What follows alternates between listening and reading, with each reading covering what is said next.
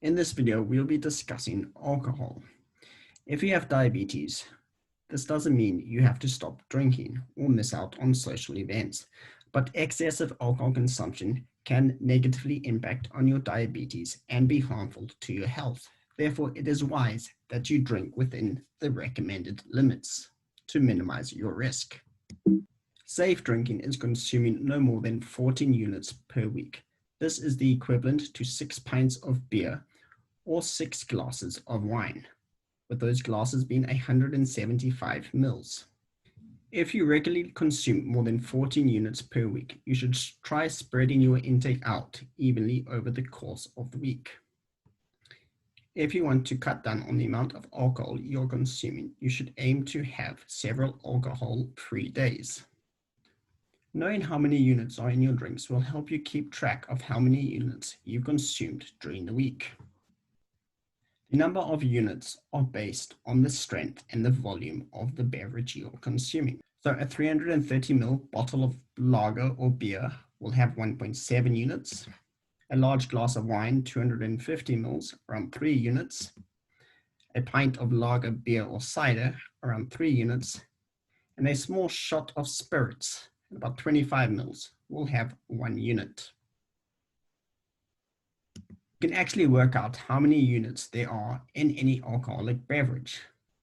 To do this, you would take the strength in percentage and multiply it by the volume you are consuming, and then divide that answer by 1,000, and that will give you the number of units in your drink.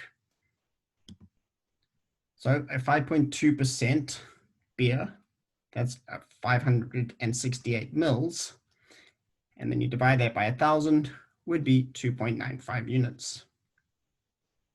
The carbohydrate content of drinks can vary widely. Drinks like gin, whiskey, champagne, red wine, or vodka have very little or no carbohydrates in them.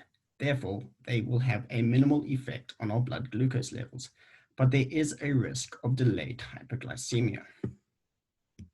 Where on the other hand, drinks like stouts, ales, ciders, and lagers have larger amounts of carbohydrates in them and therefore will impact on our blood glucose levels, especially when consumed in large volumes. And there's also a risk of delayed hypoglycemia when drinking these drinks. 1 or 2 drinks will probably require no action, but consuming more than this will probably require more insulin or more carbohydrates to be taken. If you are unsure, speak with your healthcare team for advice. Weight gain is a major concern for many of us here in the UK. And many of us forget to count the calories we get from drinks. And alcohol is no exception. It might surprise you to learn just how calorific alcohol can be. So a pint of lager can have around 208 calories. And a glass of red wine can have around 190 calories. So what can we do to help reduce the amount of calories in alcoholic drinks? Well, for starters, you can choose a small glass of wine, 125 mils, over a large one. This will save you 95 calories.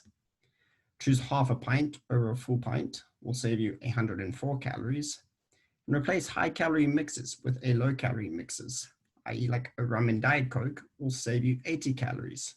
You are more likely to suffer hypo if you treat your diabetes with insulin or certain medications, like a sulfonylurea.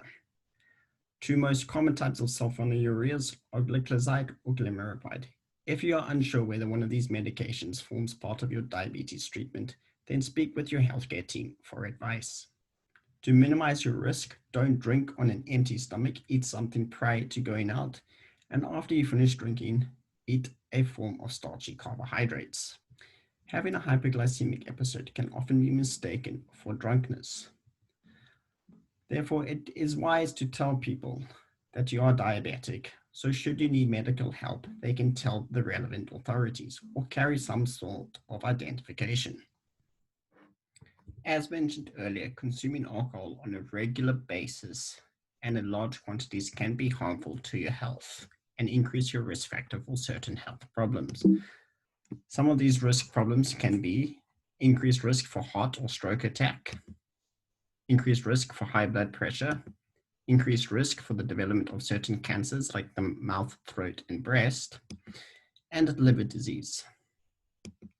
Remember, to stay healthy, alcohol should be drunk in moderation.